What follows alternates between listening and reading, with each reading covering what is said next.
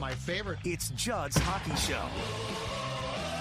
It is Judd's Hockey Show, a post-game Wild Vent Line playoff edition, getting an early start because, well, the Wild is cooked with 2:52 left in this game, down 7-3 in Dallas.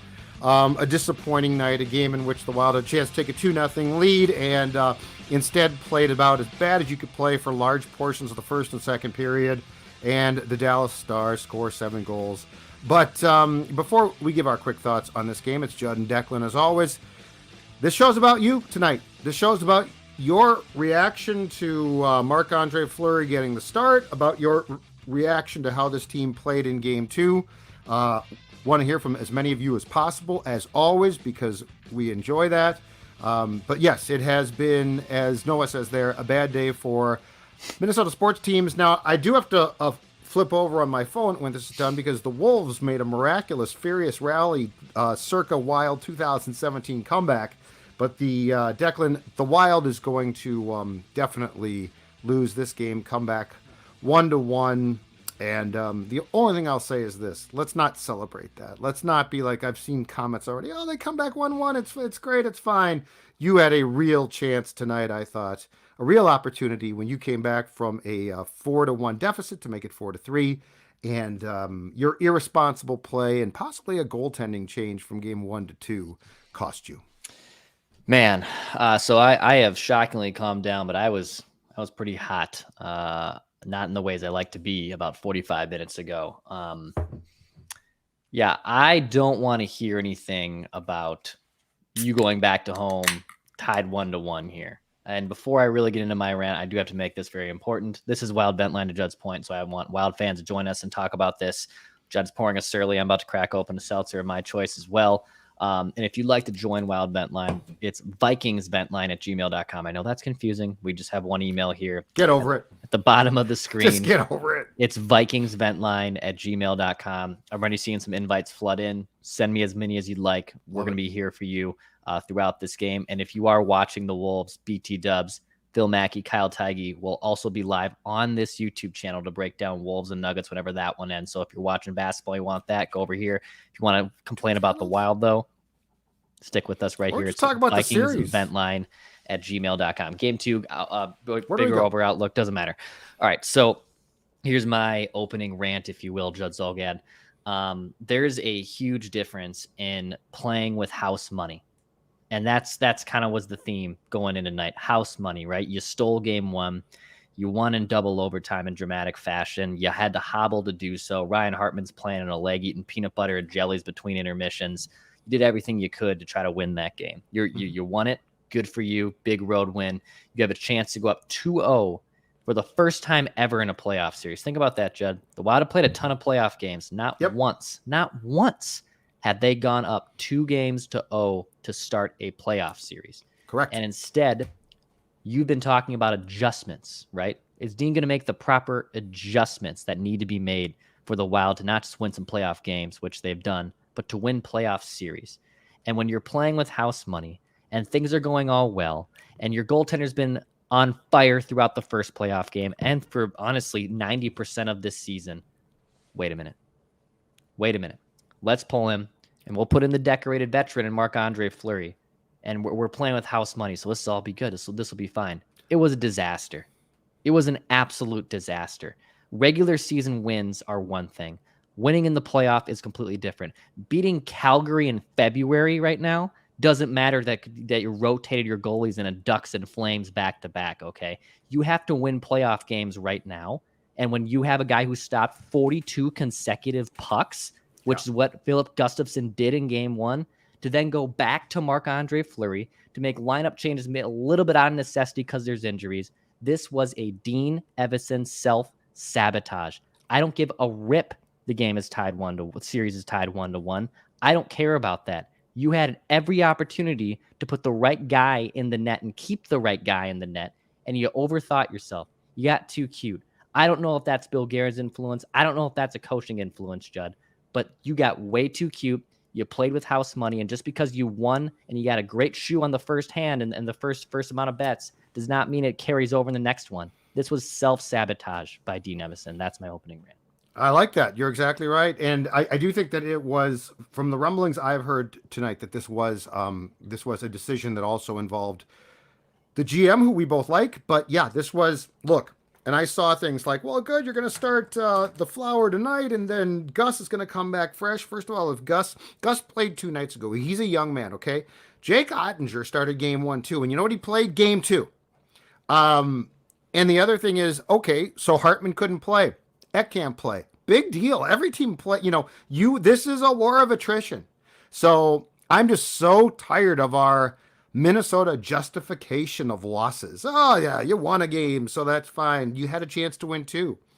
Jump on it. I said before the third period, lift Fleury, and I heard Boucher saying, I think he was protecting Gus. If Gus is that mentally soft that he couldn't play in this game because the Wild was without some guys, then Gus doesn't belong in the league, and we know damn well he belongs here, right? So I said on TikTok, because I'm big on the talk, before the third period, yeah, exactly right. Hold on a second here. I'm going to take a sip of this. Mm-hmm. Sending out emails too, so. Take Gustavsson, put him in, juggle your lines, take Zuccarello off of the Kaprizov line. This is also driving me crazy, okay? I hate this. This is a Suter Parisi thing. Well, he's got to play with Kaprizov. No, he doesn't. Gustav Nyquist, soft as mitts, this side of the X. Try to put him with Kaprizov. Put anybody with Kaprizov but Zuccarello, who's been absolutely, for the most part, atrocious and unplayable. I'm not even saying scratch him, but Matt Zuccarello doesn't have a God-given right. There's nothing that I have ever read that says Matt Zuccarello gets to play with Kirill Kaprizov no matter what. Why aren't you juggling your lines? I said in the third period, try to put some firepower of guys who are playing decently together. Like, Dean, you've had to juggle because of Hartman and Eck being out, your top 3 lines, okay? So why are you leaving them together? Again, he's completing his checks, but Foligno offensively is a 0 factor. Sundqvist scored a goal. Sundqvist better not come out. Sundqvist is doing what Foligno can't, which is driving to the net. And you know what? I don't care. The puck went off his skate. But I don't know how the folks on the show feel about it, but I am so tired of coming up with excuses for passive aggressive. Well, I mean, they got the split. You had a chance to win 2, Dex. You're exactly right. I'm with you.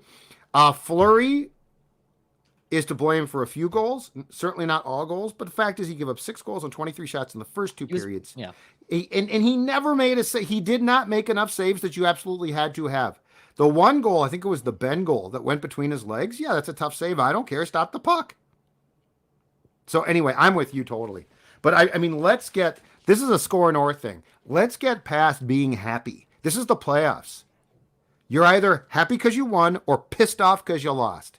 Let's not look for there's the good in the loss. They got to split. You came out and played terrible in the first, for a large portion of the first. In the second, you got within a damn goal. You almost tied it, and then you fell apart again. I ain't happy about that. Yeah, it was a pretty brutal one for the Minnesota Wild, and I've seen the Wild, and this is the 3rd straight best of 7 series they're in, and in a best of 7 series they had a chance to win. They had a chance to win the Vegas Golden Knights series. That wasn't, I mean, Wild fans were jumping for joy when they got Vegas. Remember that 2 years ago at this time, Judd? Oh, we got Vegas. We kicked their ass in the regular season numerous times. We lost in 7. Okay, now we get St. Louis. We get home ice this time. How many times have we ever gotten home ice in a playoff series? You lost in 6. Dude, I know. I'm totally with you. You only get so many chances in the playoffs, okay? And the Wild have been to the playoffs so many times, and you're happy you're going up 1-1 when you could have easily went up 2-0 with the right guy in the net, but you got too cute. Oh, man. I'm fired up. Judd, we do have some Wild fans who are filtering into the room right now. And again, this is your show. For anyone who's just tuning in after the game has ended, the Wild have officially lost game 2. They head back to St. Paul. If you want to get in on this event session, please shoot me an email. It is vikingsventline@gmail.com. I'm filtering them in. Come hang out with us. This is a safe space. We welcome all fans. Dallas Stars fans, if you're watching this even. Oh, still a safe space. Come on. Let's have a conversation. This is a safe space for you to voice your opinions on the game. So, Judd, if you want, I can turn it over to these Wild fans who are in the room. Bring them on. Do it? Bring them on. All right, let's do it. right, let's get Michael on to start. Michael, you're batting lead off here. Welcome to Wild Vent Line, sir. Hey, good evening, gentlemen. How are we doing after this horrible game that we had to watch? I'm not happy. I'm not happy about it. I can't say I blame you, but hey, let's at least look at the positive. At least the game is ending on the same day that it started. So minor positive from game one. I like it. Obviously, multiple things to vent about. Thank you for having me on. Clearly, starting the flower was the wrong way to go. Mm-hmm. Let's all look at it. Gus had over 50 saves in game one, was on fire. The only 2 goals he gave up were both power play goals where the penalty kill was absolutely atrocious and were lost on faceoffs. He needed to be in goal tonight, regardless of whatever the plan was with Dino. You guys are 100% right. He way overthought it. And if Guerin was involved in that and making Dean do something that he didn't necessarily want to do, that's on Guerin as well. Just a complete clown show in that regard. Next, Zuccarello has got to be off of that top line. I know we want to keep Kirill happy. I know. He's got 3 more years on his contract after this. We can make him happy with the multiple Russians that are going to be on the team in the next 3 years. It's going to be fine. We got to flip-flop him. Nyquist has been outstanding. Put him on the front, top line. Let's see what happens. Dude, yes. What's the worst that can happen? And finally, Johnny Merrill, what's he doing out there? Just play Goose. Yes. Like Goose played better in the second. Look, I was down on the Goose for a long time, and they put him in the press box, and I agreed completely. And then he got that last half of the season, he got chances, and he is a more reliable defenseman than Johnny Merrill. Absolutely. You're so right. Quite frankly, even Klingberg. I know the Klingberg experience is up and down. Let's be honest, but the Johnny Merrill experience has just been down. We've got Brock Faber out there, who I didn't know what was going to happen when he came into the lineup. He's been outstanding. He can cover up for Klingberg.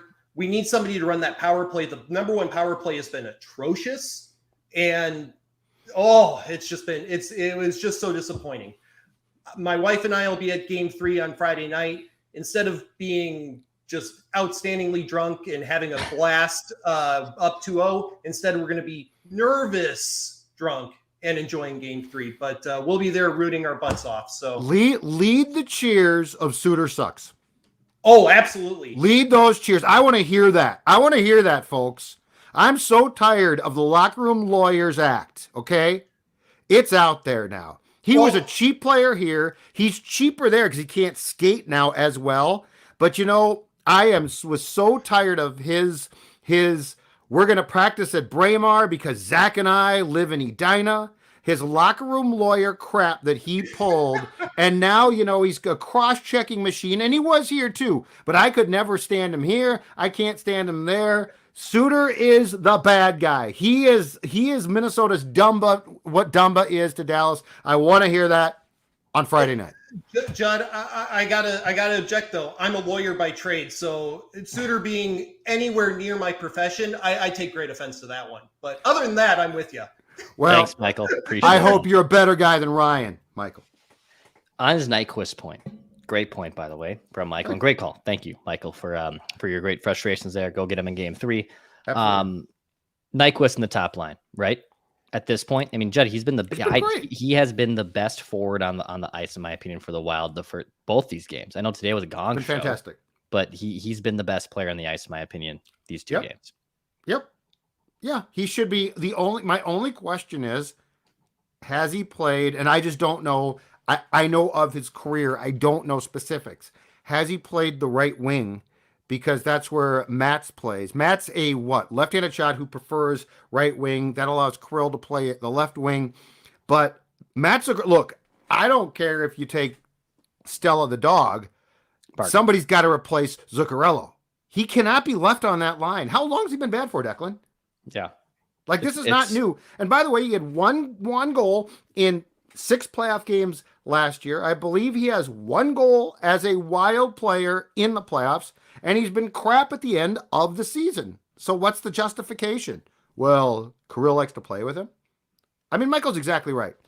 You got Russian players coming. You got, if this is your fear, if you're going to sabotage your own team because of a fear about Kirill's next contract, Bill Guerin doesn't care about that. Mm-mm. Take him off the line. Nope, I'm with you. Put Nyquist up there. Keep it moving here on Wild Vent Line. We're going to go up next to Logan. Logan, what's up, buddy? What's going on, fellas? How you all been? Feel We're better. right. We're okay. Yeah, I feel Pete. that. I'm Pete. Yeah, me too. So I was there for pregame. As soon as I saw Fleury come out, I was kind of irritated. This should be Gus's net. Yep. Like 100% should be Gus's net. Yep. 100%. And I mean, even today, like I feel like they came out a little flat too. Like they didn't have like the energy they had in game one when I was there too. So. Well, you know what drove me nuts tonight, especially for large portions of the first period, because I hated their start. And then the second as well, which was weird because I didn't mind. I felt like they got their act together at the end of the first. What drove me crazy was all of the things I loved about game one, they didn't do for a huge portion of the first 40 minutes of game two. Like if you let Dallas skate, they're better than you. They're going to beat you. You've got to slow them down, play what I think could be described as more of a boring game. And instead it became, the Jets against the Oilers circa 86. I don't understand that. That's not how you play. Yeah, it seemed like every puck off the board Dallas was beating us to tonight. Like the Rupe Hintz shorthanded goal, like every puck off the board, there was a Dallas Star player there, and the Wild players were nowhere to be seen. You're exactly right. So did you drive down there, or are you? Yeah, I'm in my car. I'm in my car right now. I live in Dallas, so okay. Yeah. I walked out a little, like 2.5 minutes to go tonight. I usually don't leave, but they're down 7-3, 2.5 to go. And then I think Fleury should have been pulled after the fourth goal, like 100%. Like you could see he didn't have it. Yep. Well, and why not take him out after two? Exactly. Why not start Gus in the third period? I was that really pissed me off. Like, I hear you, man. Awesome stuff, Logan. Thank you, man. Thanks, Appreciate Logan. it. Drive home safely. Yeah, no kidding. Yeah. I mean, I guess the justification for not putting Gus in for the third period at that point, because the game was over. I mean, they rallied back. But they were down by 3. They had been down by 3, and they got within 1 and almost tied it. And again, I'm sick of, well, the game's done. Okay, if you had come out and played a better game in the third, and I think lifting Fleury would have given the team a spark, because it would have basically said you embarrassed him. Because it's not like you put the whole game. So, yeah, there's just the inaction I saw tonight from behind the Wild bench gives me PTSD from the Blues series. Absolutely. A few Wild fans still hanging out with us. By the way, if you want to join, it's vikingsventline@gmail.com. I see some people asking how to join. It's vikingsventline@gmail.com. I see the Timberwolves also lost. So if you want some Timberwolves breakdown, Phil Mackey, Kyle Tiger doing that also on this YouTube channel. We're trying to break the Score North YouTube channel figuratively. Tonight, Judd Zolgad and myself are Judd's Hockey Show. Kyle Taggy and Phil Mackey are with Flagrant Howls. So go check that out if you want some Wolves coverage. But if you want to join some Wild Vent Line, it's vikingsventline@gmail.com. We'll go next to Luca. Luca, what's up, bud? Well, after that game, I have 2 things to kind of talk about, and I'm going to be very blunt, but the first thing is no more BS, all right? This is the playoffs, all right? Dean Everson, if you want to prove that you're that guy, Dean, then blow the lines up, all right? This is the playoffs. This is not the same animals regular season. Judge, you've been knocking that perfectly all night and on Monday. Switch it up. Yep. If you look at all the teams that win, they do something different. They switch up the lines. Or in the case of the Fleury Gustavsson thing, they stay with the hot hand. Love Fleury is a great locker room guy, right? Has been a great guy all throughout his career. But listen, all right? If it's working, don't try and fix it, right? It's working. Gustavsson played amazing. That was the reason we won, I believe, because of how good he was. And the second thing I just want to talk about is the Wild fans and the Wild team, right? When I was watching this game, watching those Dallas fans dance down 7-4, as a Wild fan, you should be infuriated. Are you kidding me? that first guy that was on, he's got it right. If you're going to this game, give them everything you got. This is the state of hockey. This is not Florida. This is not anything else. This is the Minnesota Wild in the state of hockey, all right? And as the Wild, there is no guarantee that we will win these next games at all, right? So we need to turn it up, bring the fire, and keep the keister lit and run them out of Minnesota and run them out in Dallas and finish the thing off. Thank you guys for having me on. I just had to get that out, but you guys have a great night. That's Luca, awesome, man. Great call, Luca. man. Luca, that is so spot on. And you know what? He's right, though. Here's the thing, too. I don't want to hear, well, they played till 1 a.m. 2 nights ago. It's the playoffs. I don't give a damn. I don't care if they played till 5. First of all, the other team did too. Second of all, this is the playoffs. This is ideally about 2 months of hell. That's what this is. Yeah. And if you aren't prepared for that, that's on you. So sick of, well, yeah, they played late. Hartman's out. Okay, he's out. I don't give a bleep. Let's go next to my guy Brandon. Brandon, are you okay? You're driving a car there. Is everything all right? Absolutely. I'm going to pull over here real quick. No. Okay. Thank you. Appreciate it. Pretty frustrated with that. I wouldn't even say performance because they didn't show the whole game. I was really concerned. You guys have talked about the goaltending and the lack of juggling lines. I was really, really concerned with how Dallas. They ended up, if you notice the guys on their breakout, they pushed both wingers super high to drive our defenseman back. So on our forecheck, we had no chance, and we didn't do anything different. We would dump the puck in. The lack of puck control in this game was atrocious.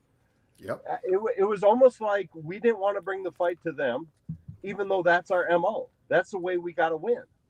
The first period, the second period, we kept laying off the hits. We had no puck control. We gave them the puck back. We couldn't establish forechecks. We couldn't establish breakouts. We just kept throwing the puck back to their D and saying, "Here you go. We're gonna sit back on our heels and just play this." And even on the power play, if you guys notice our power play, what in the heck are we doing? We aren't even playing a diamond. We're not playing a box. It's like they're trying to bait them to try to do a cross ice pass. These guys are professional hockey players. They can make beautiful passes, and these guys are skilled and talented. It's not like there's a bunch of Ryan Reeves out there who kind of have brick hands. But you guys gotta give me something. There was no change in the PK. There was no change in the neutral zone losing of pucks. There was no change in the forecheck. And it was like, oh my goodness, you're setting your D up to fail. You look at how many odd man rushes we gave because we just pretty much played their game that they wanted us to play. And it was really hard to watch as just a guy who loves hockey, who's played hockey, but I'm not like Dean Evison, a coach of a NHL team. These are just things I'm observing, and you aren't doing a darn thing about it. And on top of that, you play Fleury, and it's just like nobody can come on this show and give excuses who is sane, who has actually watched hockey before, and walk away saying, "Oh, I'm going to sleep good tonight," as a Wild hockey fan or a Wild hockey player. This was a travesty, in my opinion, when you had a golden opportunity to go into their barn and absolutely lay the wood to them. And I felt they played scared. People can talk about the bogus calls in the first period or that 4 minute that we shouldn't, it don't matter. That's not why you lost. Exactly. That is not the reason why they lost. Correct. There were so many levels to this game that looked like you were watching a peewee hockey game against high schoolers. Amen, Brandon. Great stuff, dude. And Brandon, here's the best point about that whole tirade, because you're exactly right. It brings back memories of a year ago against the Blues. Because what did Pete DeBoer do? He adjusted. Because this is a playoff series. See, that's the thing is, coaching, as you know, because you played, coaching in this sport in a playoff series is enormous. Yeah. Adjustments are. And what you're citing, and you're exactly right, was Pete DeBoer adjusted. What did the Wild do? They started Fleury. but they didn't adjust anything. Like, you have to adjust on the fly. Dean literally is like what we complain about on Purple Daily with football coaches. He needs an in-game adjustment coach. Question for you. Why is Foligno with Boldy and Johansson tonight? It was like an anchor on a boat. I know. I can't. I get Dean wants to lay the lumber a little bit or have some semblance of maybe some power there. But, dude, throw Sundqvist up there. Right. That's what I was just going to say. You got to do something. Foligno was, I'm sorry, that was hard to watch. Great stuff, Brandon. We couldn't make a simple pass, and I'll leave someone else to pick up the pieces after that, because I'm speechless at this point. This did not look like a professional team on the ice tonight. Great stuff, man. Thank you, Brandon. That's awesome. They're bringing it over the car. You had to pull over the car. They're bringing it. Did it the right way. The viewers are bringing it, and I love you for it. If you guys want to join the show too, it's VikingsVentline@gmail.com. This is Judd's Hockey Show. We're live after every Wild playoff game. For your calls, your takes on the situation and whatnot, hit the subscribe button for daily Minnesota sports entertainment. This is Score North. We'll keep the calls moving here. Let's go next to Andrew. Andrew, what's up, buddy? How are you? Yeah, well, this pretty much describes. That cat's like, screw this. Sleeping. Just like Michael Russo tweeted before the game. It literally looks like the Wild are playing scared and they're going to roll over tonight. That's what they did. We're going to start Fleury. Hartman, you're probably good to go, but, we should just save you for all the fans back in Minnesota and not go for up 2-0. It's just ridiculous. Yeah. Like you've been talking about. It's just missing passes, down 2-0 before we can even speak. And then, we come back and it's just like, oh, great. And then Fleury, I'm just going to open my legs and just let another goal in. It's just like not even trying on that breakaway. What? It's a bet. Yeah. Breakaway? Like, is this 1979 where we're just going to go flying poke check? When's the last time you? Well, and it was a lazy ass poke check too. It wasn't. He couldn't commit. He couldn't decide. Like, the that's puck was on the ice. Yeah, and that's the wimpiest poke check attempt I've ever seen. He's sort of like, I don't know. And Hintz or whoever scored it was laughing before he even shot it. He's just like, what are you doing, man? Like, 3 goals. Like, get off. I don't know. It's literally seems like, this is going to be a tough game for the Wild again tonight because we're up 1-0 and, we stole game 1. So we should just roll over and start all the crap, guys. It's like, Merrill, why are you still fired with Faber? What are you doing out there? Like Evison, it's where it's being a dead horse. Yeah, he's pissed. He's like, yeah, you. Cat's like, I'm out of here. Anyway, guys, second night. Hopefully, You're awesome. Get him in game 3, but I don't know. Thanks, we'll man. See. Appreciate it, Andrew. Good stuff, man. Appreciate you. Way to wake up the cat. We'll keep it moving. Wild Vent Line. Vikings Vent Line, though, at gmail.com. If you want to join, it's scrolling across the bottom of the screen. Let's go next to Dante. Hey, Dante. Hey, guys. Thanks for having me on again. Of course. Man, super, super disappointing. I think, I was on the stream Monday night and I talked about how it really was just a complete effort from the whole team. They played tight. They played defensive, exactly as they need to. And it almost seemed like tonight was just the complete opposite. And you can talk about a lot of the individual performances that were less than what they should have been. People mentioned Gustavsson and Zuccarello and Merrill, right? But one, I guess probably unpopular criticism that I might have is actually, from Kaprizov tonight. He always tries really hard. He plays his heart out, and he did tonight as well. But I just didn't really see a lot from him. And I honestly, the effort was there. I think he was just distracted. I think that the whole team just, was really excited. Thought that we were going to be able to come here and just do what we did again last night. And just the focus wasn't all there. And it just led to, obviously the puck slipping through the cracks and just not doing what we needed to do overall. On your Kaprizov point, I think he's frustrated. He's frustrated because he wants to win hockey games. Mm-hmm. And when he sees everyone else grabbing their sticks, like, squeezing their sticks like this, I think he gets frustrated, which is why I would pull him in and say, we're separating you from Zuccarello, dude. Like, he's frustrated. I'm also not convinced that the Suter cross-check in game 1 didn't hurt him. But, I think what you're seeing is a guy, he got a 10-minute misconduct at the end for a reason. I think there's a frustration. I mean, this is what for Dex for him, playoff 2 or 3 now? 3. And yeah, so 3. And I mean, this is the same crap. But, you know, the guy who said it, he's exactly right. The lack of adjustments tonight is so concerning because Dallas adjusted, they tweaked, they changed things. What did you change? On the first goal that Dante was just bringing up there. So bang, bang, bang, chain reaction. What happened there? Zuccarello has a horrible turnover in the offensive zone that clears the puck all the way down.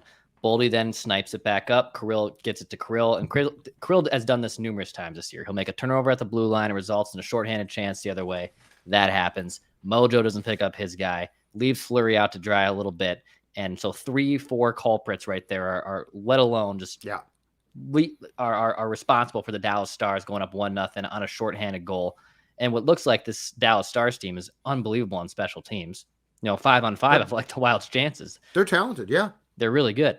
They're very talented. But yes, I mean, Kirill's going to have a couple plays like those every once in a while, but I agree. I saw a YouTube commenter say he's at 80% right now. That's probably accurate. He's probably the turnover was 90%. Was bad, but I think it's frustration. And yeah, I don't think, but again, I'm not going to absolve him because everyone's sort of hurt right now, right? For sure. Like, yeah, everyone's nicked. like this is the playoffs. Nobody's healthy. Look the first game. Look at how many guys around the league had to leave because they're either bleeding profusely or something's broken, you know? Absolutely. So, but I do think that there is a frustration because this repeats itself every year. VikingsVentline@gmail.com. If you want to join this Wild vent line, hit the subscribe button for Daily Minnesota Sports Entertainment. We got Kyle Teigen and Phil Mackey on the other side to break I'll be right back. Timberwolves stuff. You're going to get another beer? Yeah, hell yeah. Right. Are you kidding? In the meantime, I'm going to mute Jugs. I have no idea what he does when I don't mute his mic. So we're going to give it to Elijah.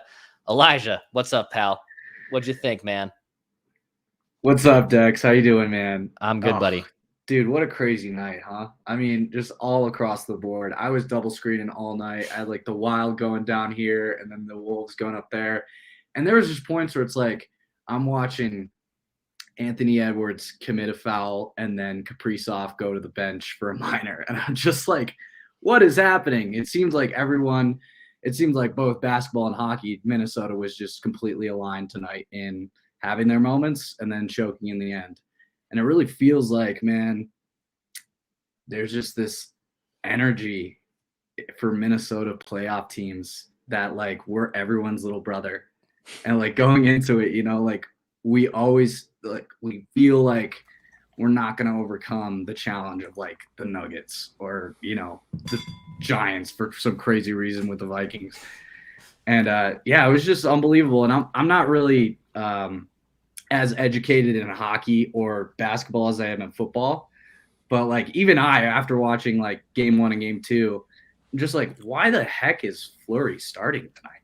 I mean, what happened there? Like, I don't know what the decision making in that whole process was, but like just seemed like an utter dumb mistake. But Minnesota sports, man, what can you say? Elijah, great stuff, man. Stick with it. Appreciate you coming on. Dude. Yeah. Have thick skin though, dude, because you're gonna need it. Fleury starting, you know, I mean, I do think it's part of, and I don't agree with this, but I think it's part of, hey, we rotated all year, so we're gonna continue to rotate. And I also think, and this is the problem too, from Dean, maybe Bill as well, but anyway, from Dean Dex, I sense that there is always an overcorrection. So like last year, we started Fleury, right? Until it was too late. So now we're going to rotate. Like my idea, borrowing off the Jacques idea in 2003, and Jacques Lemaire, best coach I've seen coach this team, was you play Gustavsson and then, like, let's say he lost tonight. You play Fleury at home in game 3. You don't rotate him really. Like it's not, to your point, this is not February in Calgary and then Edmonton. So what, like if the Wild, let's say the Wild come back on Friday night, they win game 3. Hopefully that's the case. You stick it with Gus, right? Like they don't continue the rotation. If they don't, they'll get torched. If they don't and they lose game 4, they'll be torched. I mean, they're going to be criticized right now.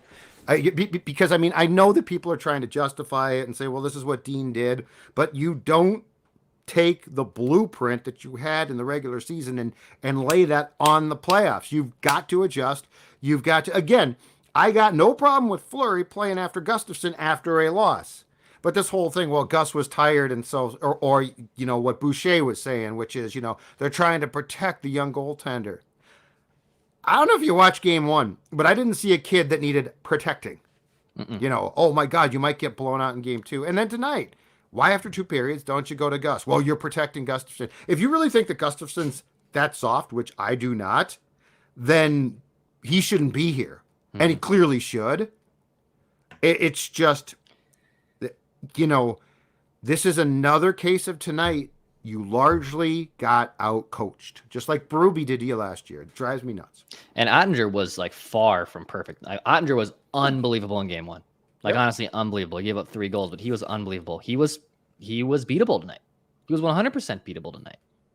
Yeah.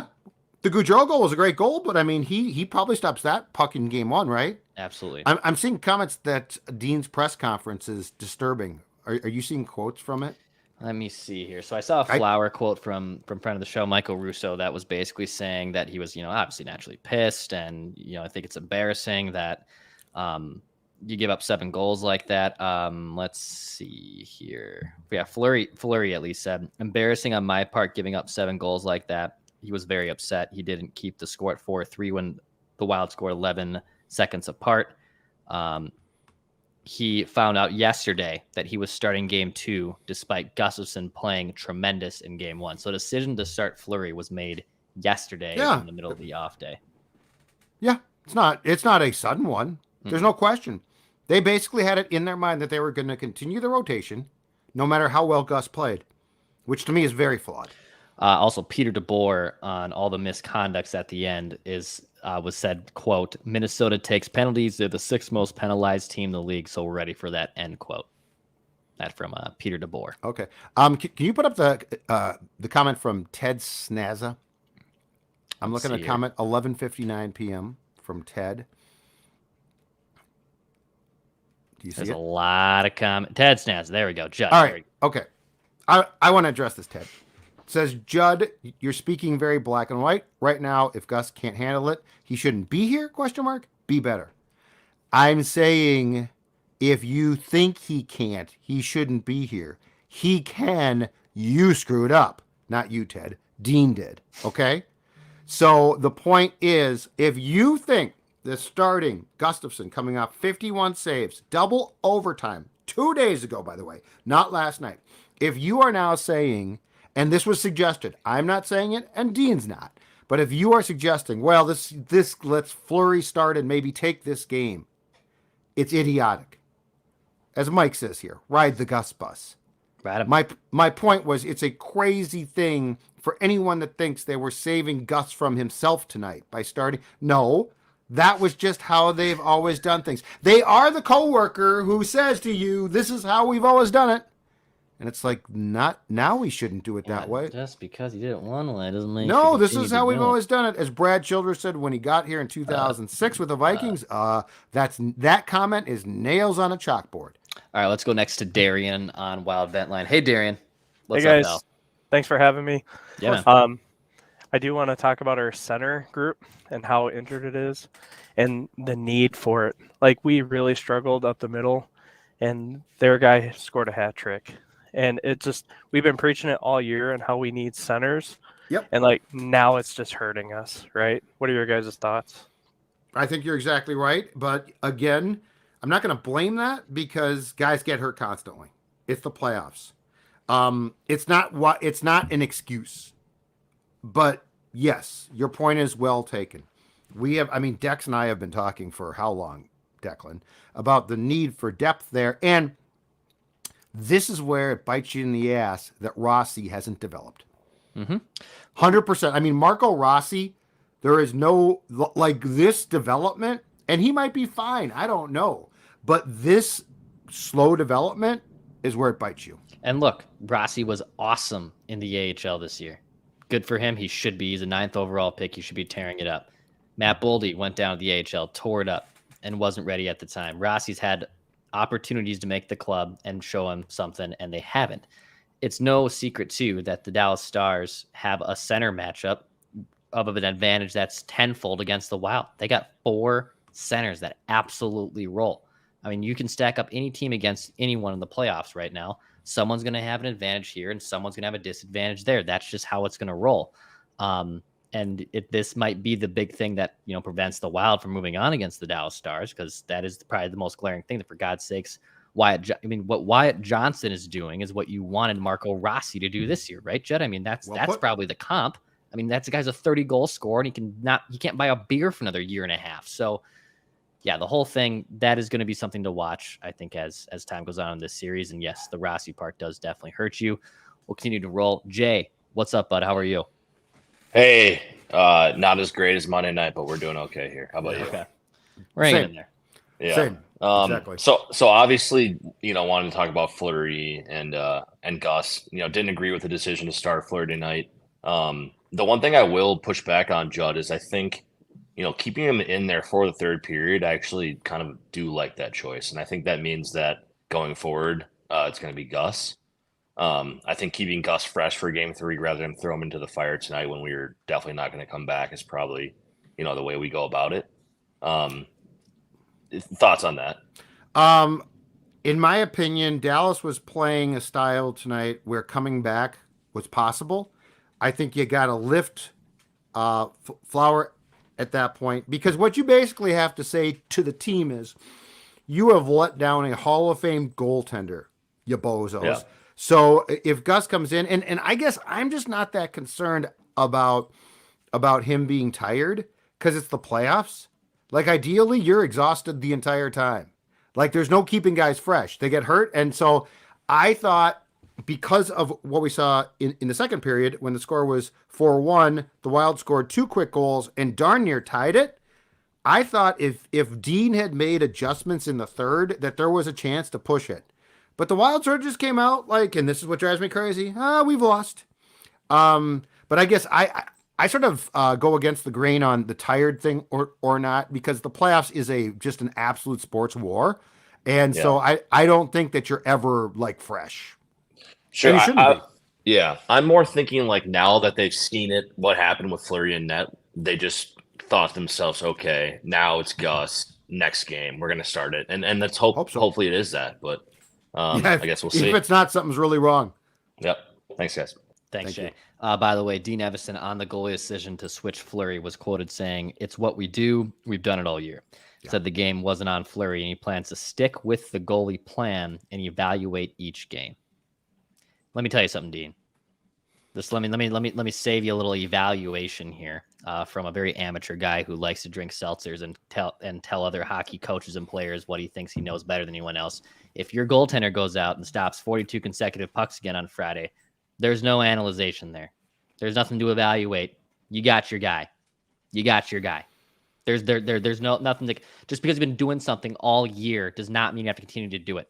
Okay. I'm not going to continue to drive my gas tank on E because I've been doing it all year. I'm going to fill up my gas tank before it gets to E, dummy. It's pretty simple to do. I'm still now. I was calm. I hope he's not serious. Calm down.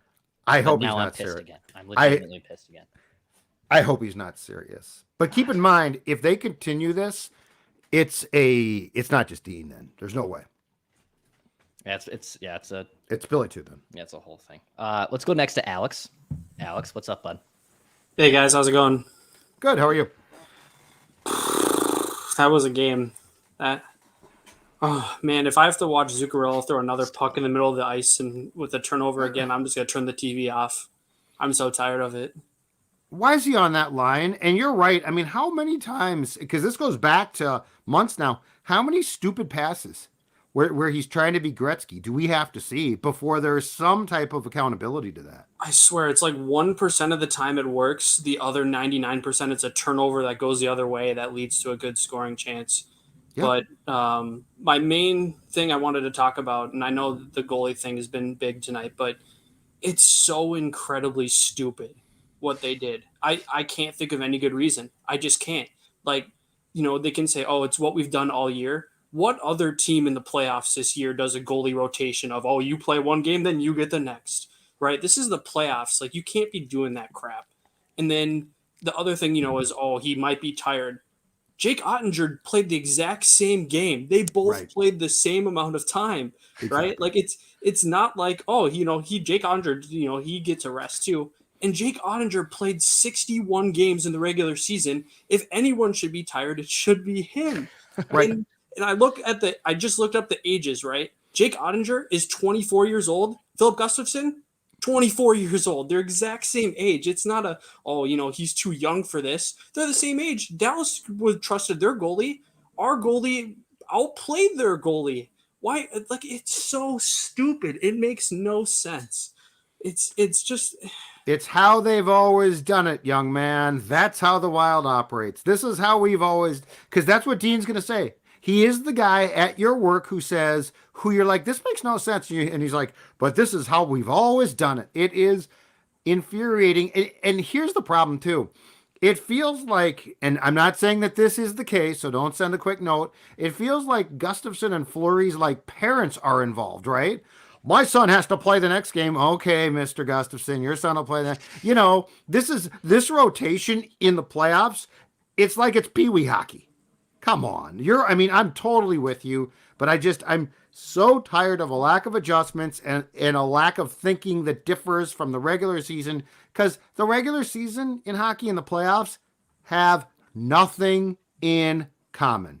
Yeah, and I'm really hoping that I'm wrong about this, but I'm wondering if this is a Bill Guerin thing, because I think he's got to be involved. It's influenced for sure. I've loved what he's done for the most part, but some of the dumb things he's done is like the Goligoski thing, right? Yep. That's him being loyal to a former Penguin, right? Yep. And now you got Marc-Andre Fleury, who he loves as a former Penguin. I think like Dean Evason deserves stuff, but I think Bill Guerin, you got to look at him too. Good stuff, Alex. 100%. Amen, yes. man. Yes. There's no way if Billy came downstairs and said, Dino, Fleury ain't playing, there's no way Dean plays him. Correct. All right, a couple more callers here on Wild Vent Line. We're almost an hour into this thing, so thank you so much.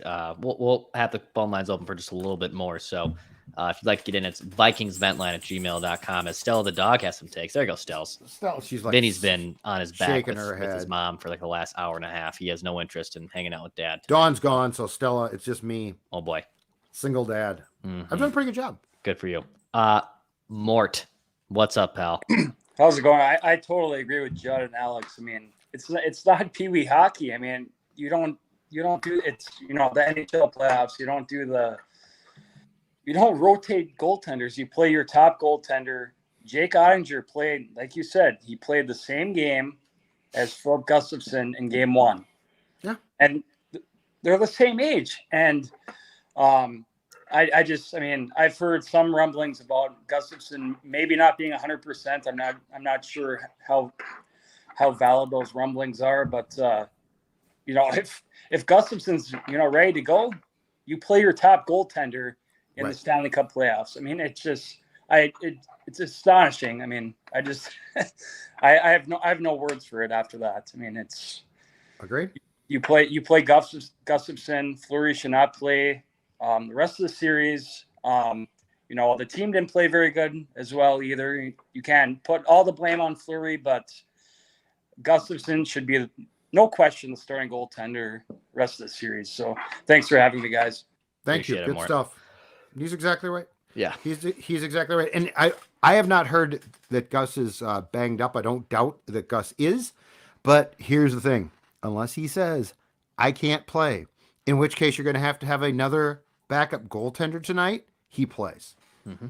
Like this is, I can't stress enough, no one's healthy. So if you're like, if you tell, and I'm sure he did not, if you tell Evason, I can't start, I can't play, then you're not on the bench. Mm-mm. And he was. And I guarantee you he didn't say that. All right, let's go to Adam here. Adam might wrap things up for us on the vent line side of things. Adam, what's up, pal? Hey, man. How you boys doing? We're hanging in there. Hanging in. Yeah. So coming into this game, I watched Dean Evason's press conference this morning, and just listening to him, I kind of felt, and just kind of listening to what you two think, kind of felt that we were coming into this game like, hey, we're up one, and worst case scenario is we go back home 1-1 in this series. And I heard you guys saying earlier today that we're sick of this one-on-one, and coming back home or whatnot, and we want to be 2-0.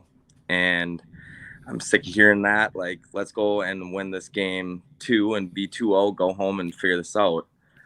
Also, I don't know if I understand Hartman's hurt and we got some boys banged up, but it's playoffs. Let's try to get these boys in and get this series. Thanks, boys. Thanks for taking my call. Have a good night. You're awesome. Adam. Thanks. Yep, that's exactly right. Guys are hurt. They're going to be hurt.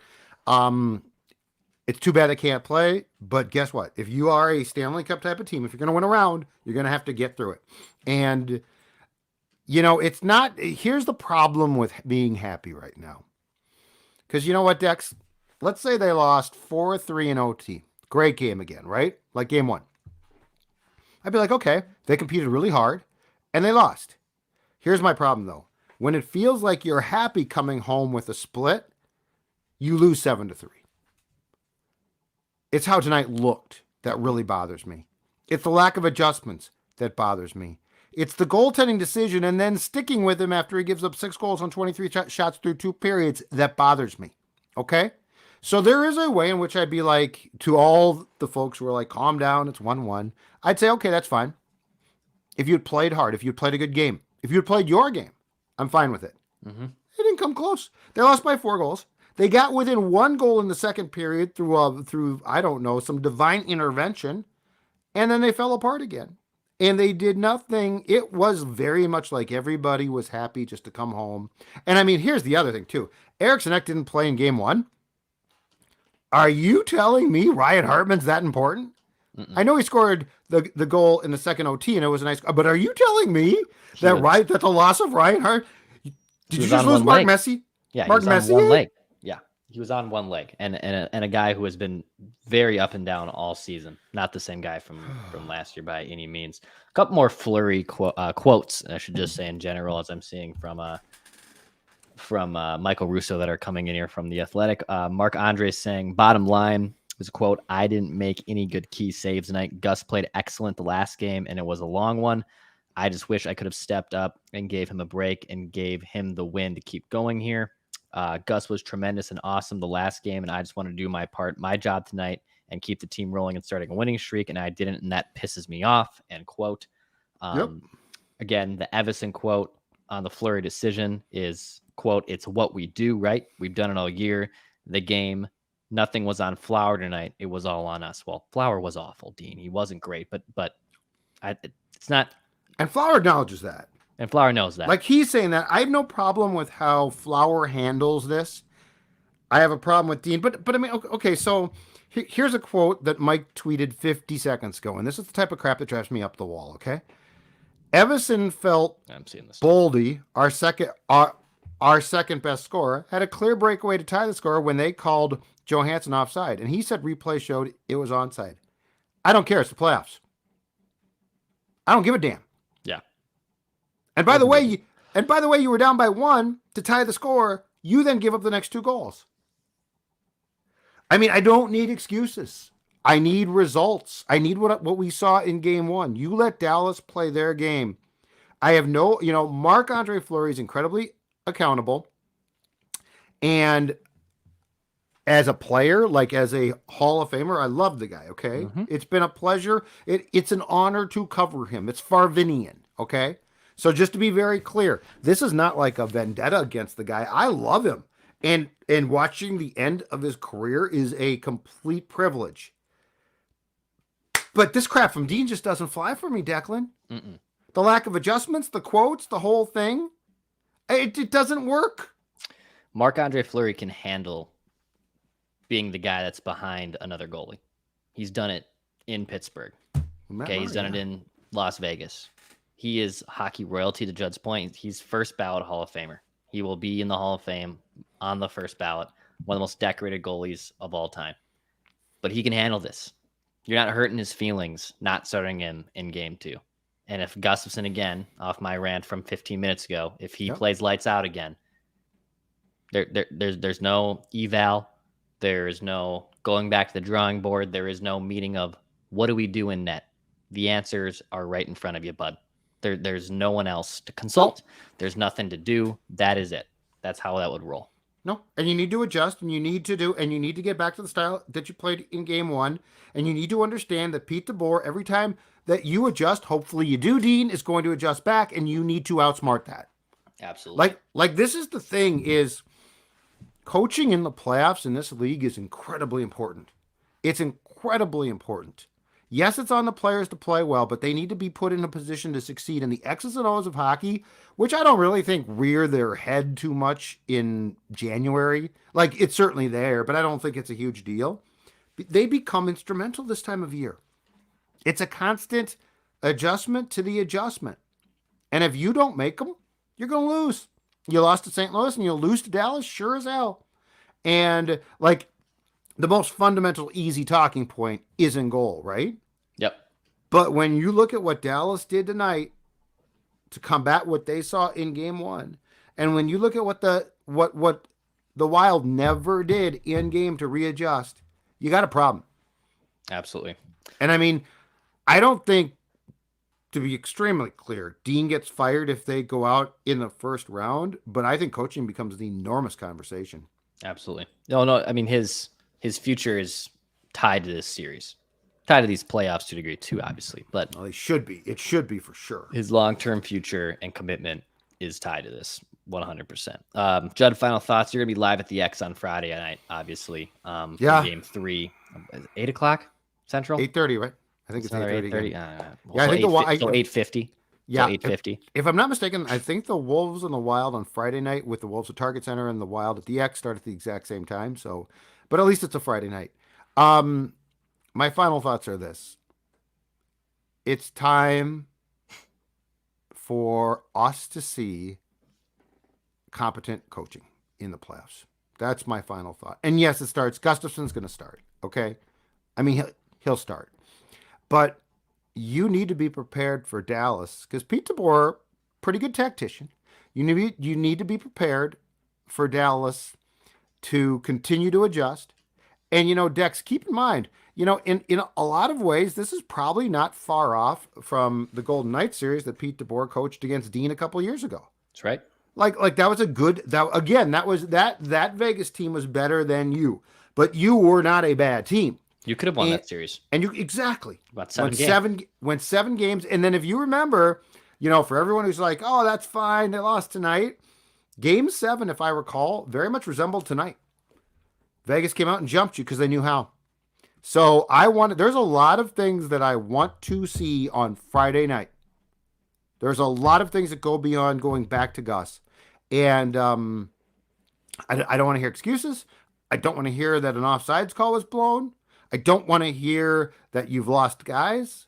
What I want to see is the proper adjustments made to put you in a position to win a couple of games.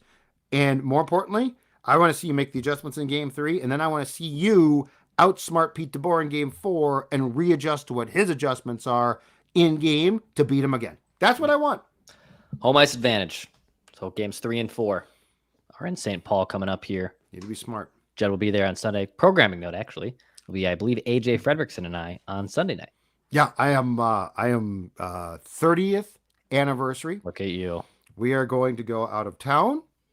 I am looking forward to it. That's on the record. So Judd will be live tweeting during his anniversary weekend, I'm sure, on Sunday with his. I'll be watching the game. I've already told her we're going to watch the game. 5:30 puck drop. Yeah, and I'll be thinking to myself, I really wish I could talk about it. Hey Dex, evening Judd here. I might even get one. With you might get an evening Judd. Wouldn't shock me at all. And you're going to get one in about let's see, at about 12:30 tonight. You're going to get one, or probably right. Hey, hit the subscribe button. Daily Minnesota Sports Entertainment. We got scoops tomorrow with Darren Doogie Wolfson. That'll be on this channel. We'll hear from Pat Royce. We'll also have some, probably maybe in a pie chart or two, potentially on the Wild or Wolves, if not both. And then, of course, Purple Daily as well, Daily Minnesota Vikings Entertainment. Judd and I need to get, our classic 6 hours of sleep here before we start the content train again. Judd might have one more surly as he sends me an evening, Judd. Wouldn't shock me one bit. And some coffee. Third pot. You are an incredible specimen. I'm not kissing your ass. Just coffee and beer fisting at 12:23 a.m. Central Time. Good for you. It's playoff time. Good for Someone's got to be hardened to playoff time. So again, hit the subscribe button. We'll be back on Friday for game 3. Plenty of Score North content coming your way, and pass, shoot, score.